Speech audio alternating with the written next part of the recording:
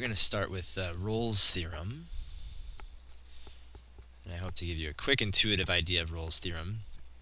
Let's say there's some function somewhere between 2 points. Okay. So this function, all we're going to say about it for now, at the beginning, is that it is between a and b. And the way that I've drawn it, and the way that Rolle's theorem states it, is that, f of a and f of b are the same. I should have left a little more room here. Let's see, I'll put it here. F of a is equal to f of b. Okay. So to give you an intuitive idea, I would say I challenge you to draw a function in between here that does not have a derivative of 0 at any point. So it means that it doesn't have a horizontal tangent line. And somebody clever might say, well, I will do this. There is no derivative at this point. It's undefined, right? And I mean this to look very pointy. So there's no derivative here. The derivative's not 0 here or here. So there you go. There's no derivative there, and certainly not a derivative of 0. And someone else might say, I'll do you this right here, leave a hole there, right? And then I'll put a little point right here. So yeah, it's a function. It's everywhere defined, but right here it would have a derivative of 0, except for it's not there, it's here, and there's no derivative at a single point by itself. So there you go. There's a couple of examples. That's why Rolle's theorem starts out, let f be a, first we'll start with this, continuous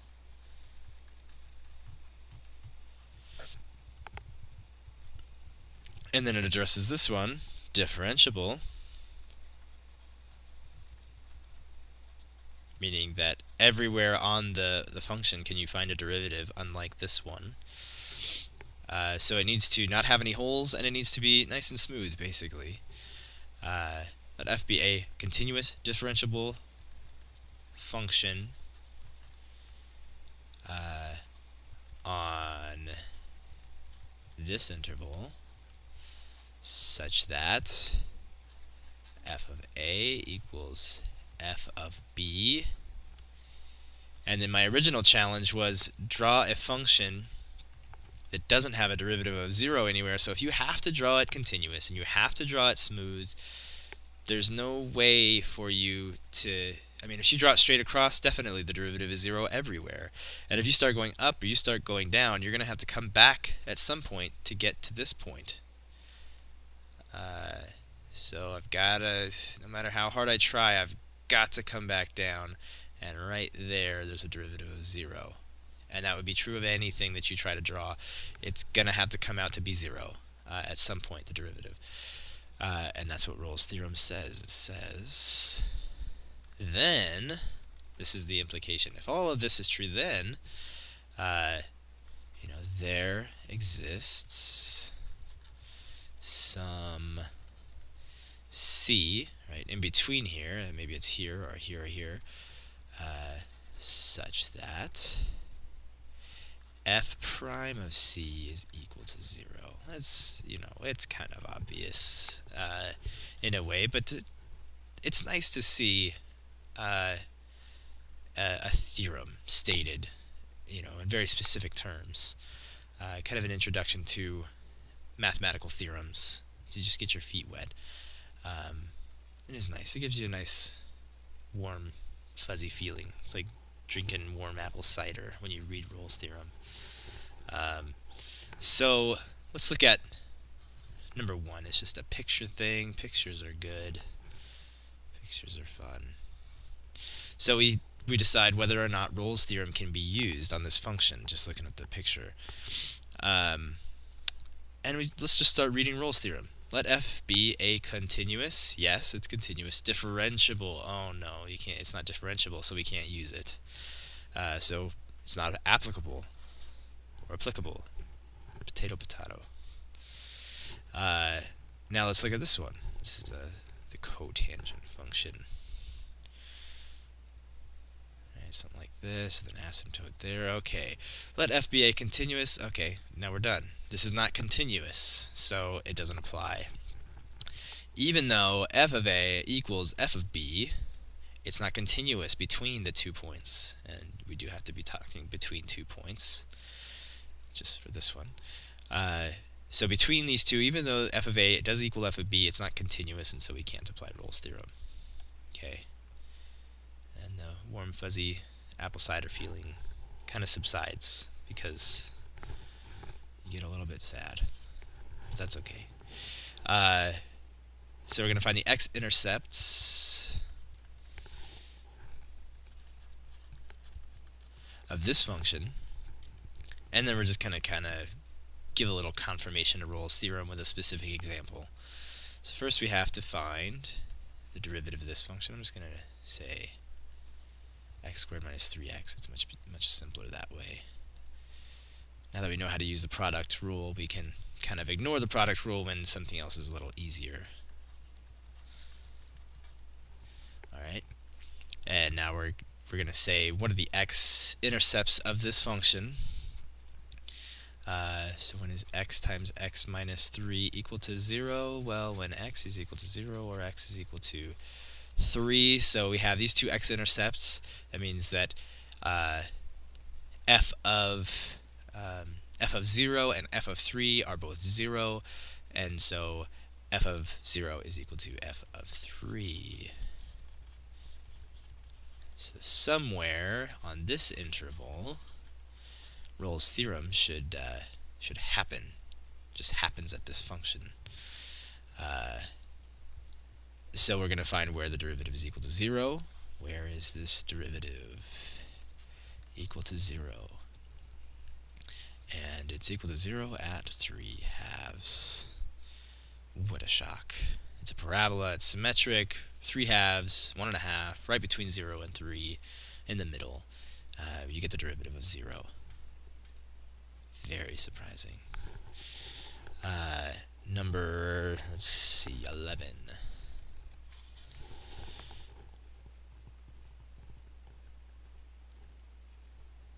Okay. Oh, you know what I did? I've messed it all up. All of calculus. Just this interval does not have to be closed. It can be open, of course. Of course.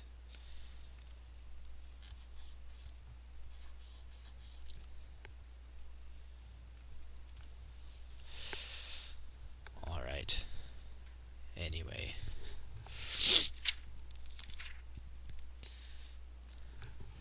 So for number 11, we're going to decide whether or not Rolle's theorem can be used. Okay, and we're going to just use that Rolle's theorem and read it off and see if this function fits all the criteria. Okay, so this closed interval is just like a more strong, I guess, than the open interval in some ways. But anyway, it all applies, and so we're just going to see if Rolle's theorem applies. And if we look back at Rolle's theorem, it says let f be a continuous. Is a polynomial continuous? Yes, a polynomial is continuous, so that's good. Differentiable? Well, I'm not sure. So let's just see. Let's see if it's differentiable everywhere. Okay, which means, does the derivative exist everywhere? Is it everywhere defined? Meaning, is there no place that it's undefined? And yeah, I look at this. This is a line. A line is always defined. There's no holes in it or anything like that. So yeah, it's continuous and differentiable. On this interval, okay, such that the ends of the interval are equal to each other.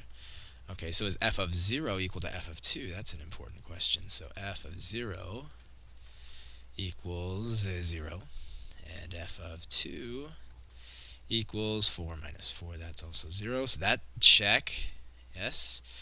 Once we've made it through all of that, then we apply Rolle's theorem. So yes, it will work. Rolle's theorem is a go. It's not a no-go. 17.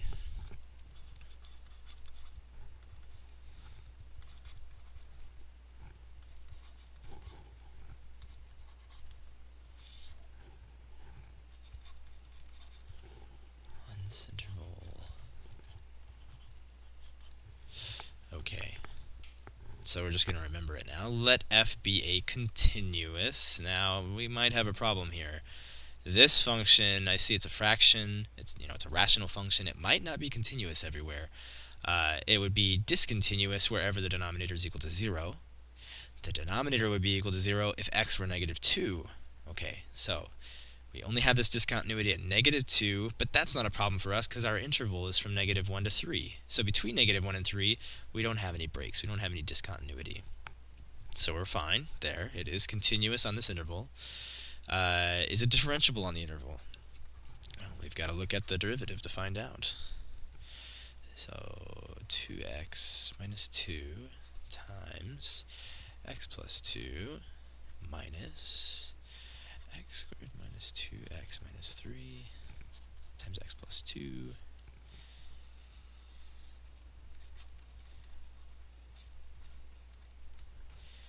I hope you're watching every precious second of this derivative taking. 2x squared, let's see, minus 2x plus 4x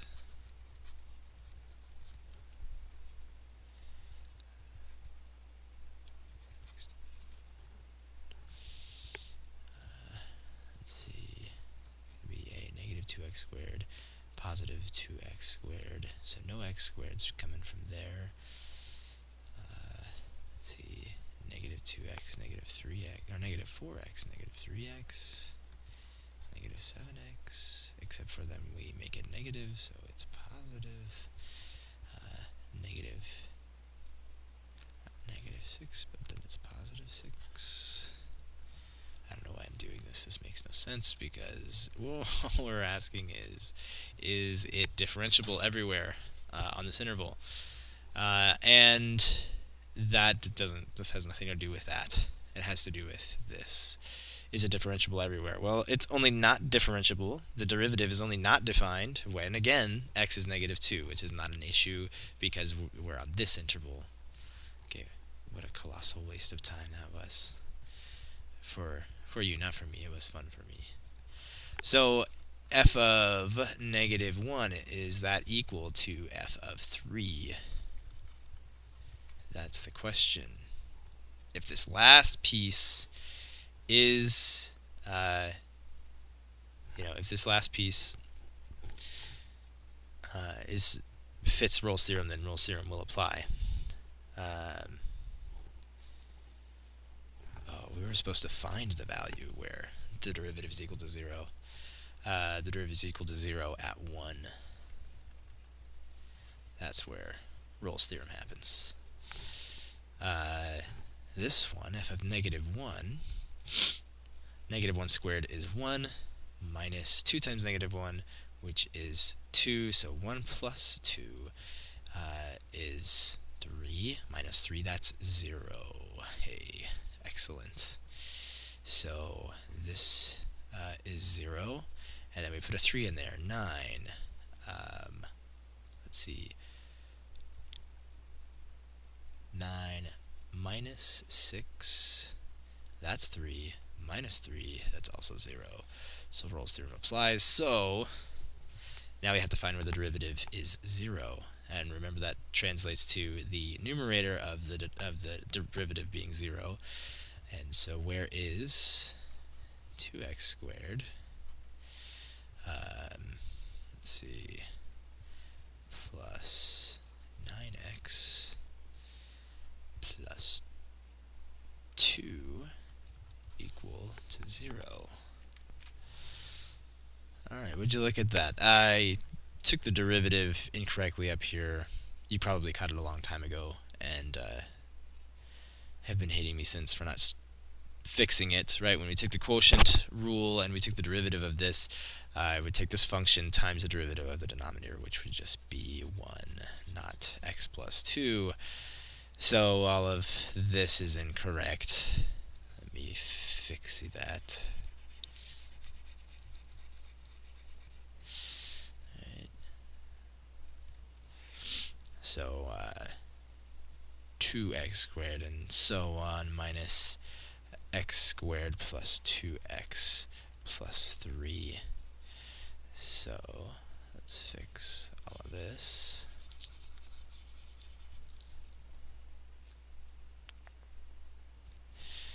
Uh, 2x squared minus x squared, that's x squared, and then plus 4x, and minus 1.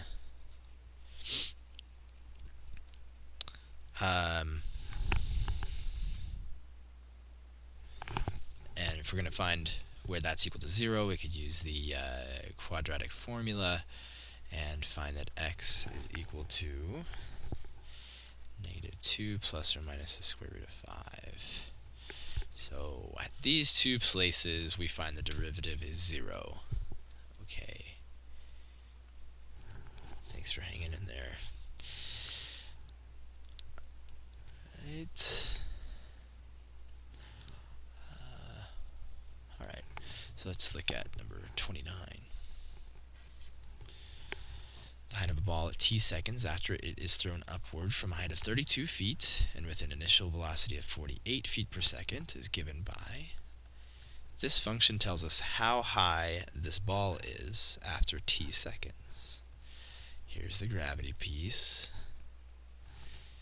Here's our initial velocity piece and our initial height. Okay. So verify that f of 1 equals f of 2.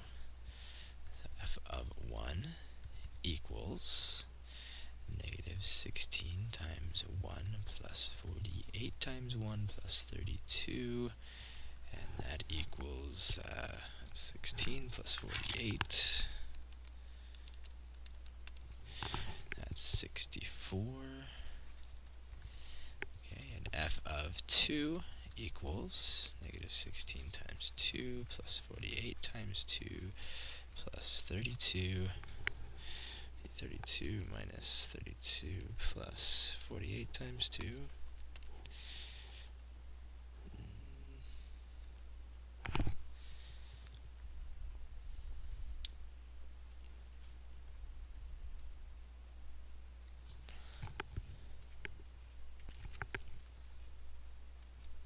Supposed to be squared, so minus. Alright, yes, that is 64. Okay, so f of 1 does equal f of 2. This is we know this is like a parabola here. We know it's continuous, we know it's differentiable, we know that f of a equals f of b, and so apparently Rolle's theorem is going to come into play. According to Rolle's theorem in part b, what must be velocity at some time in the interval 1 to 2? What must be the velocity? Well, you know, we've thrown this thing into the air, and what goes up must come down, so eventually it gets here and goes down. Well, it's vertical change over the amount of time, change in distance over change in time is the velocity, and the velocity is very fast here and slower and slower and slower until it is what Rolle's theorem says is 0. It has to be 0 at some point. And so we're supposed to find the time that it is 0. So then we must find the derivative. F prime of t equals -32t plus 48. And when this is equal to 0 is the thing we're interested in. And so -48 over -32 is equal to t, and wouldn't you know it, it's right in the middle of 1 and 2. At 1.5 seconds, the ball must stop moving upward, and start moving downward and being 0, just hanging there just for a split second. Right. Now let's do the mean value theorem. Okay, and the Rolle's theorem is really just like a special case of the mean value theorem. All right. Now, if I wanted, okay, so say this is a function between a and b. So then, of course, this would be f of a, and this would be f of b. Okay, and I wanted to find like the average, the mean, between these two values. Here's how I could do that. Take this amount of change over this amount of change. You know, just take this vertical and divide it by this horizontal, and you find out the average, say, you know, like if this is a distance after a certain amount of time, if I wanted to find my average velocity, I would need to find out how much distance I traveled and how much time it took me, and that would be the mean value. Which this also translates to the slope between these 2 points. What an interesting coincidence, since in calculus we're so interested in the slopes of things. So what the mean value theorem says is, well, here's what I'm gonna challenge you with, drawing a function. Let f be a continuous differentiable function. I'm going to look at how our book states this next part really quick. Basically, on the open interval a to b, which we have, right? We're going to assume there's some function between here. It's continuous, it's differentiable, which means there's no holes and no cusps, no breaks, no asymptotes, anything like that. So let f be a continuous differentiable function on a to b. And the then part is my challenge. The challenge is draw a continuous differentiable function where nowhere on that function is the derivative the same as the slope between the two lines. Of course, if I were to draw a straight line, the slope would be exactly this everywhere. And if I start going up, I've eventually got to come back down, or I've got to kind of change my rate so that I don't go past it. And right in about here, I find the same slope as was right here.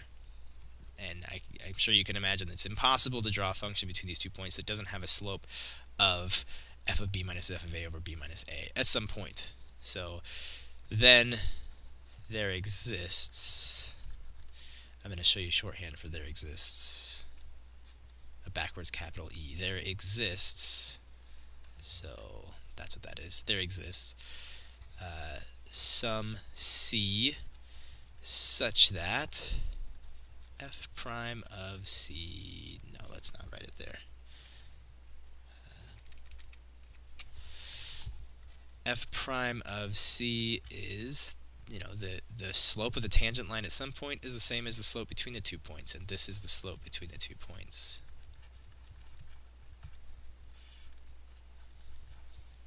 Aha. Okay. So, number 32.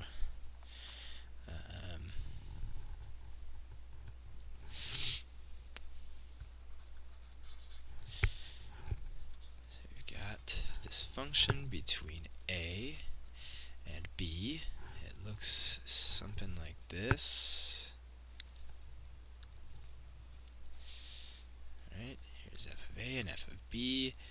Here's what they're asking for the secant line, right? A secant line is one that passes through 2 points on the curve. And then sketch where we'll find the same secant line, and we'll find that same secant line here and how about here and right around there? We find the same slope at those 3 points. Okay, kind of confirming empirically our notion of the mean value theorem. Now, let's determine whether or not mean value theorem can be used, say, for example, on number 40. Okay. So we need a function. It needs to be continuous and differentiable, so that's something we're going to wonder about here in a second. And it needs to be on an interval, so we need this interval. Okay, and we close the interval so that we can plug these points into the function, -1 and 1. So now we want to just determine, can it be used? And then we want to find the point or points where the slope of the tangent line of this function is equal to the slope between these 2 points. So hold on. Okay. So first we need to find out, is it continuous? Well, it's a polynomial, so yeah, we can kind of use our knowledge of that. It is continuous. It's nowhere undefined. Is it differentiable? Yes, it's everywhere differentiable. It's a polynomial. It's nice and smooth. There's no points or cusps. And is it on an interval? Yeah, it is. So apparently we can use the mean value theorem. And so a couple things we need to do. We need to talk about the derivative. We also need to talk about the slope between these 2 points. So why don't we just do the slope between these 2 points first. So f of 1 minus f of -1 over 1 minus -1. Okay, so f of 1 is going to be, let's see, 1 times 1 minus 1 minus 2, so -2 minus f of -1, so that's going to be a -1, and this is going to be a +1, and this is going to be a +1. It's going to be -2. So 1 plus 1 minus 2, 0. So -2 minus 0 over 1 plus 1, which is 2. So this is a slope of -1. So we're going to find a point somewhere on this interval where the tangent line has a slope of -1. And to find tangent lines, we need the derivative. And it's going to be 3x squared minus 2x. Okay, if we distribute the x and then take the derivative of that polynomial, we'll find this. And so we're going to set this equal to -1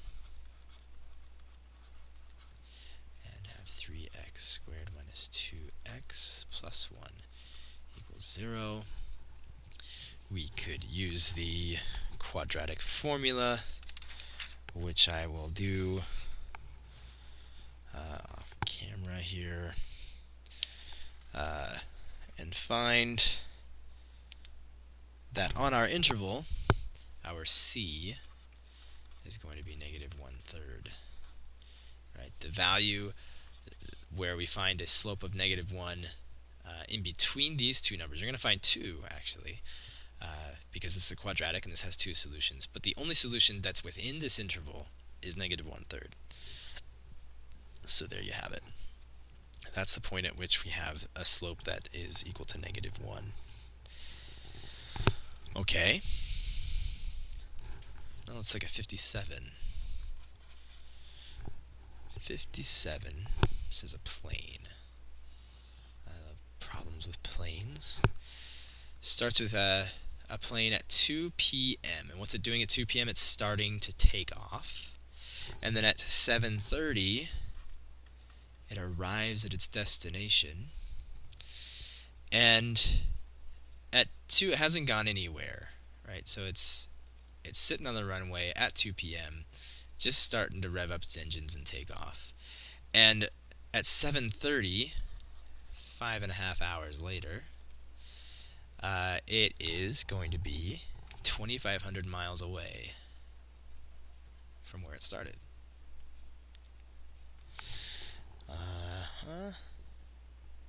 And so they're asking us to prove that it must have been going 400 miles an hour at least 2 times during its flight. So the first thing is, well, let's look at,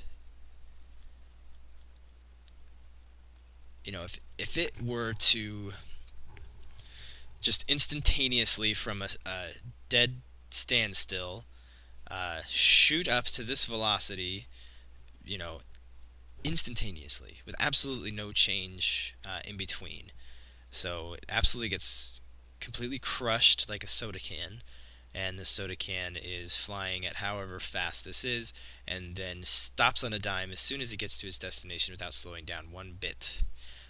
Then it would go this fast, and this fast would be 2,500 miles over 5.5 hours, or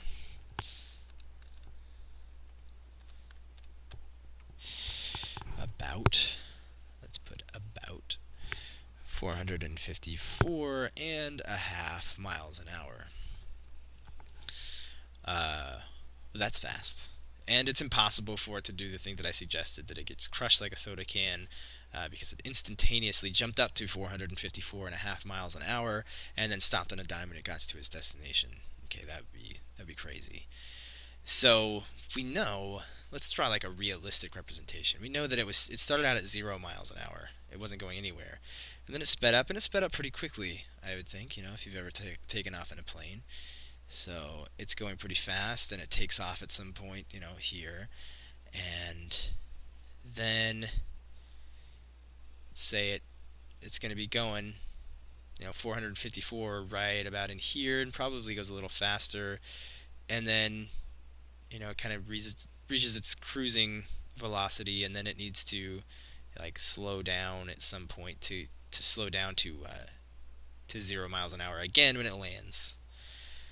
Realistically, it's got to speed up to 454, even if it went like this. And well, this is just like the more realistic things I could draw here. It's got to speed up to 454, and then it's got to slow down from 454, which is the basic thing, using some common sense. So if it's got to go from 0 to 454, it's somewhere in the middle, got to go 400.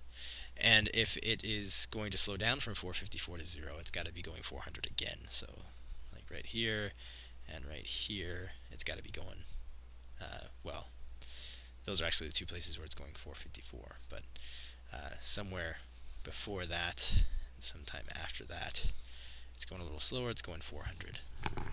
Okay, so that's the idea. We use Rolle's theorem to show that it's got to be going this at some point, and we know just from common sense it's got to speed up to that and slow down from that. Alright, so that's the end. See you next time.